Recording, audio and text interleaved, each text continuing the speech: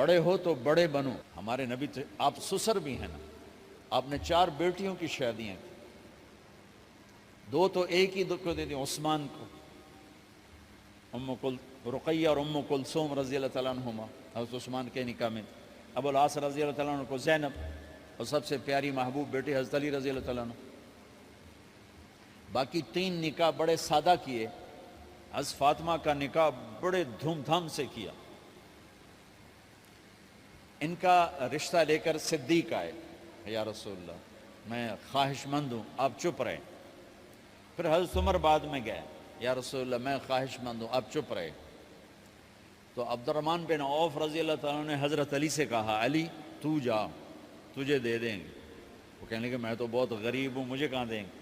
حضرت علی کا ذاتی گھر بھی نہیں تھا, کسی سے ایک کوٹھا مانگ کے اس میں رہ رہے تھے مدینہ میں. کہا نہیں تو جا جا. تو یہ مسجد میں پہنچے, اللہ کے نبی کو دیکھا تو ایسا روب طاری ہوا کہ بولے ہی کچھ نہیں. اللہ کے نبی کو تو پتہ ہے کہ کیا ہے اور کس لیے ہے. تو آپ نے کہا علی کیسے آئے؟ چپ. کہا لگتا ہے فاطمہ کے رشتے کے لیے آئے ہو. کہا جی ہاں. تو آپ نے کہا انشاءاللہ, اتنا کہا انشاءاللہ, اور چپ ہو گئے. تو حضرت علی چپ کر کے اٹھ کے باہر آ گئے. صحابہ باہر کھڑے ہوئے تھے. تو کہنے لگے یار دیکھا نا, میں تمہیں پہلے ہی کہتا تھا مجھے نہ بھیجو, انکار ہو گیا, بولے ہی کچھ نہیں. تو حضرت عبد الرحمن بن عوف کہنے لگے جنہوں نے بھیجا تھا, وہ کچھ تو کہا ہوگا, کہ بس انشاءاللہ کہا. کہا تو اللہ کے بندے ہاں ہو گئی, نبی کی انشاءاللہ ہاں ہوتی ہے, یہ ہاں کیوں نہیں کی؟ سبحان اللہ, اللہ اکبر, یہ ہاں کیوں نہیں کی؟ گھر گئے, فاطمہ علی کا رشتہ آیا ہے کر دوں, اس لیے ہاں نہیں کی.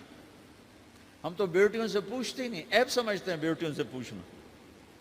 جی میں گاں نو بن چھڑیا قلعے نال, ایویں اسی دیاں نو بن چھڑنے قلعے نال. مجھے ایک اپنی مطلب برادری لیول کے ایک خاتون کا فون آیا کہ مولانا پڑھایا مجھے لاہور میں اچھے کالجوں میں, اور میری منگنی کرتے وقت مجھ سے پوچھا ہی نہیں, اور ایک شرابی سے منگنی کر کے مجھے اطلاع دی سی تیری منگنی کر چھڑی ہے, فلانی تاریخ نو تیرا نکاح بھی ہونا ہے. مجھے آج تک گلہ ہے, پوچھ لیتے. اگر نہیں پوچھا تھا چلو میں نہ ساڑھے پنجاب کوئی نہیں پوچھ دے, گاں مجھ دی طرح ٹور چھڑ دین, تو چلو اتنا تو ویکھ لیندے بھی کم از کم شراب تو نہ پیندا ہویا. ایک شرابی نال میرا نکاح کر چھڑ, ساری زندگی اڈیاں رگڑ رگڑ میری گزر گئی. علی جیسا رشتہ آیا ہو تو اوپر سے حکم بھی آ چکا ہو کہ علی کو ہی دینا ہے, تو پھر آپ فاطمہ سے پوچھیں فاطمہ تیرا رشتہ آیا ہے علی کا, کر دوں؟ حضرت فاطمہ نے ہاں کی تو پھر مسجد تشریف لائے. یہ آپ کو معاشرت سکھائی جا رہی کہ بیٹیوں سے بھی پوچھو, زندگی انہوں نے گزارنی ہے, تم نے تو نہیں گزارنی. بس میری غیرت دا سوال ہے, میں اتنا ہی کرنا نہیں تو بیٹھی رہے. میری اپنی فیملی میں اتنی عورتیں بوڑھی ہو کے قبروں میں چلی گئیں, بس اتنا ہی کرنا نہیں کرنا تو بیٹھی رہے. وہ بیٹھی رہ گئیں. یہ ظلم و ستم ہے جو تمہاری عدالت میں بھی نہیں آتا, کوئی کیس بھی نہیں ہوتا, لیکن اللہ کی عدالت میں کیس درج ہو چکا ہے کہ میرے نبی نے علی جیسے داماد کے لیے بھی پہلے پوچھا, حالانکہ اوپر سے اشارہ ہو چکا ہے. ابھی بتاتا ہوں میں. فاطمہ بیٹی علی کا رشتہ ہے, کر دوں؟ انہوں نے کہا کر دیں. پھر کہا بلاؤ.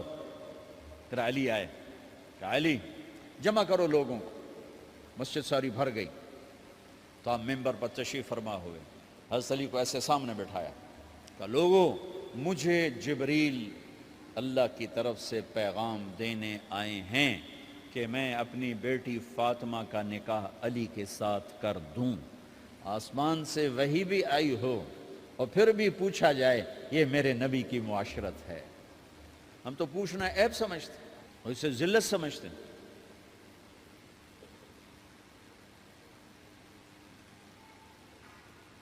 پھر آپ نے اتنا بڑا اہتمام کیا. مسجد نبوی پرانی جو آپ کے زمانے کی تھی, بہت بڑا ہال تھا, اس کا بھرا ہوا تھا.